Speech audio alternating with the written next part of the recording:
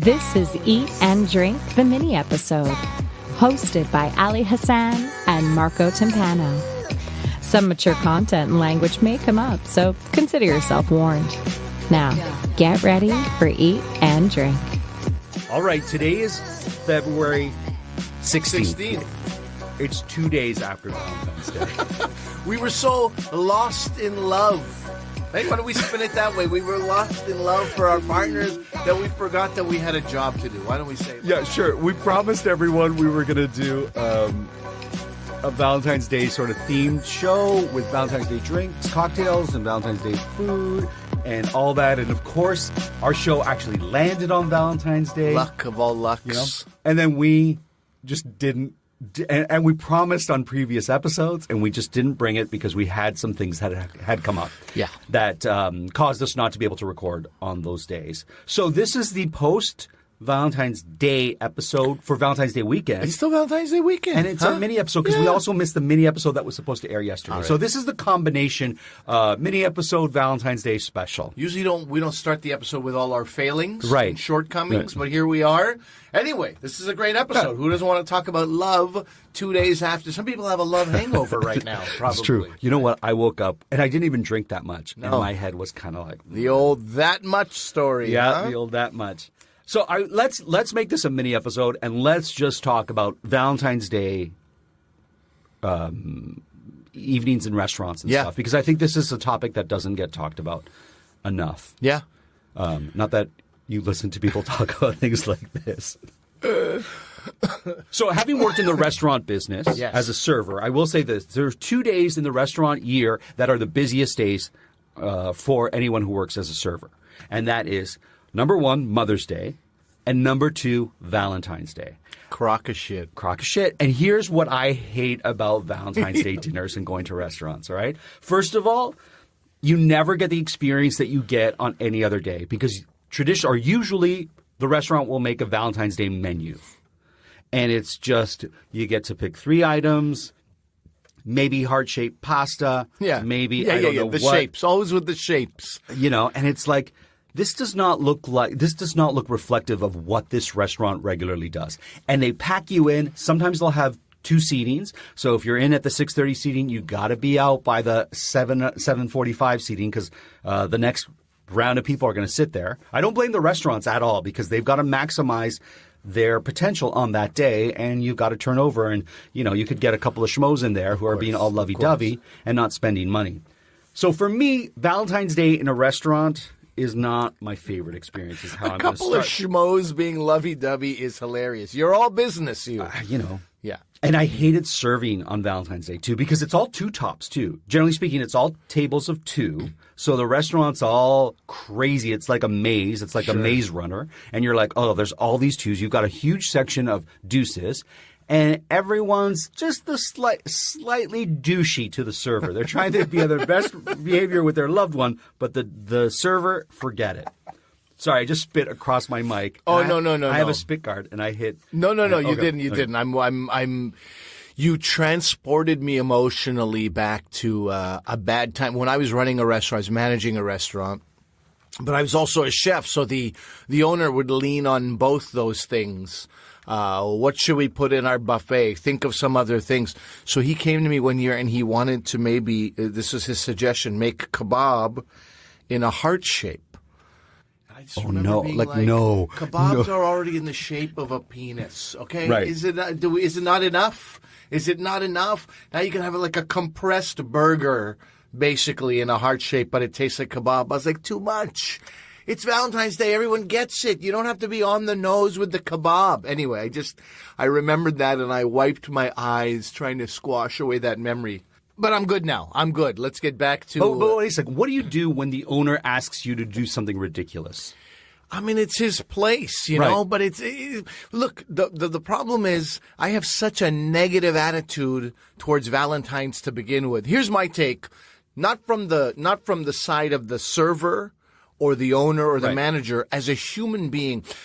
You know that flower guy or that flower lady in the club? Yep. Flower for the lady, flower for the, right? That kind of thing. That's the least romantic thing you can do as a man. Every woman agrees.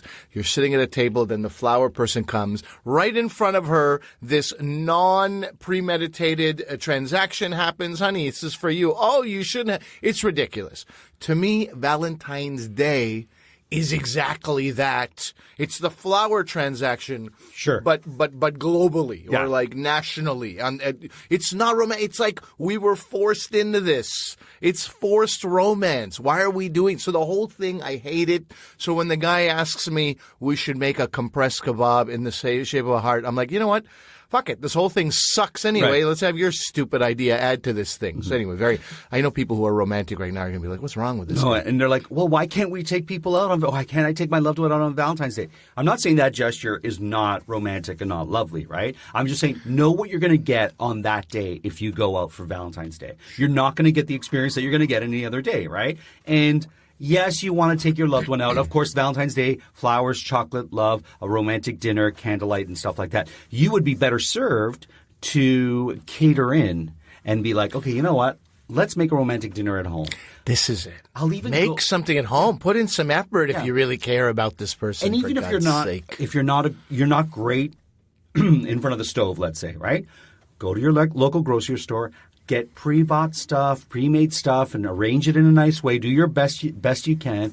It'll be far more romantic, and you often will get soaked on Valentine's Day. Like they'll charge you, a premium menu or a Valentine's Day menu, and what you're getting is not worth it. And if you've ever had or tried to have sex at a restaurant, very difficult.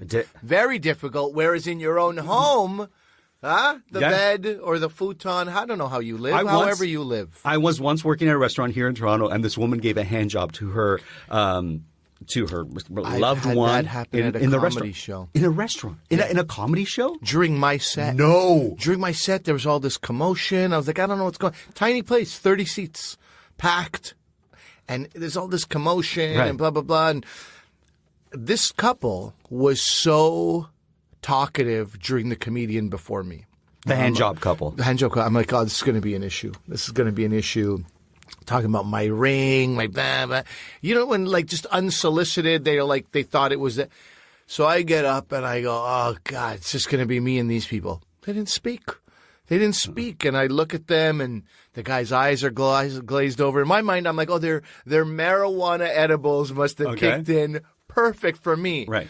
Anyway, then, I have this set, which I think was great, and then nothing kills your self-esteem more than no, you didn't have their attention. She was just giving him a hand job. Wow. Yeah.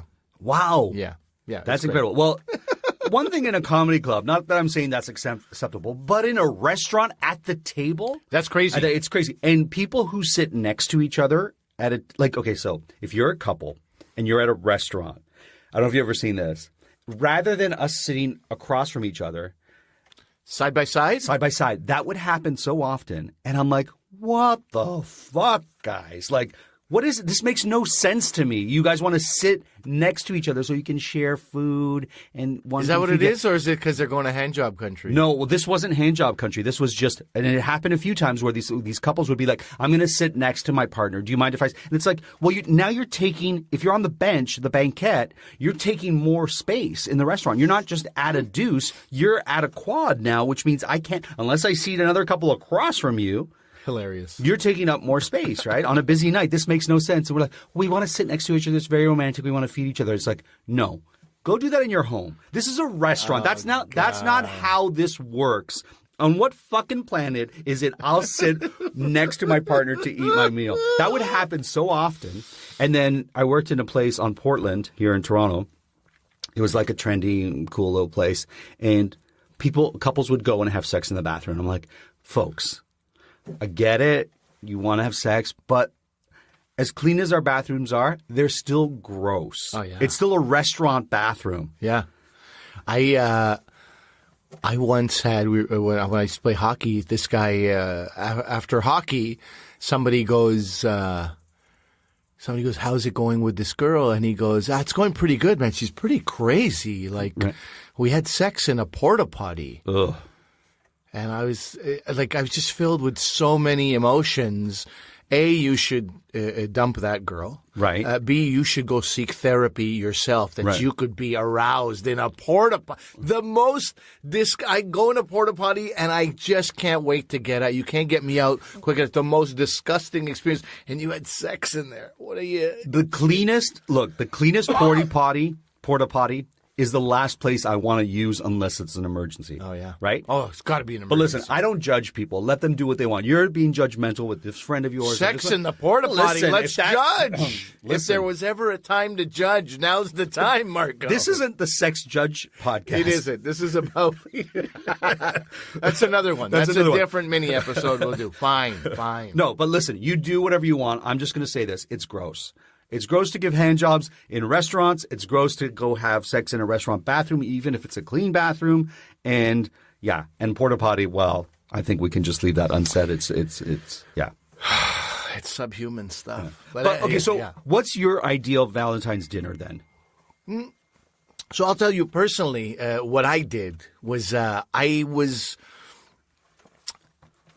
was pretty sure that my lady, who's my wife now, Right. I was pretty sure, not pretty sure, I was 100% sure that this is the woman I want to spend my life with. Okay. I lived in Montreal. She lived in Toronto. She was coming for the weekend. But this is like she had 2 kids. Now my Right. kids, like this is like you got to be sure about this. Of course. And so I was sure. I took a month to figure this all out. I did my taxes. I had 5 years of back taxes. I did my taxes all January. Good for I'm like, you. I don't want to bring my drama into this woman's life. And I knew she was into me. Right. So I was in the wouldn't be? driver. Who wouldn't be? Come on. Thank you, Marco. So I knew I was kind of in the driver's seat, and it was really up to me. And I had made the decision. I was like, I'm going to do this. Who else would I do my taxes for God's sake? So Fair. I'm in love Not with the government, that's Not for the sure. Government. Screw that, the Quebec government. So I was in a position where I was like, okay, I'm going to tell this woman that I'm really interested in you, and I want us to be together. It was February 14th. It was. like, I'm not By gonna do- fluke? Oh, By fluke. That was okay. the weekend she Okay. came, and I was like, I got to. And I'm like, no, I'm not going to do it. So she was like, do you want to hang out? And I made some excuse.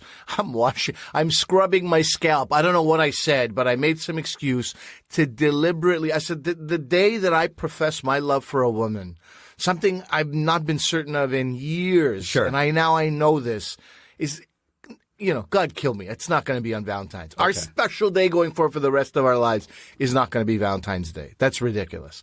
So on February 15th, I had her come over to my place. Right. Luckily, my parents had gone away. I'm living in my parents' home. And she comes, and I made like this lasagna in In a heart shape? ramekin. No, not in a heart shape. Get out of here. In a ramekin, like individual lasagna. Yeah. So small lasagna, but like each ingredient was like, I spent a lot of money on the cheese.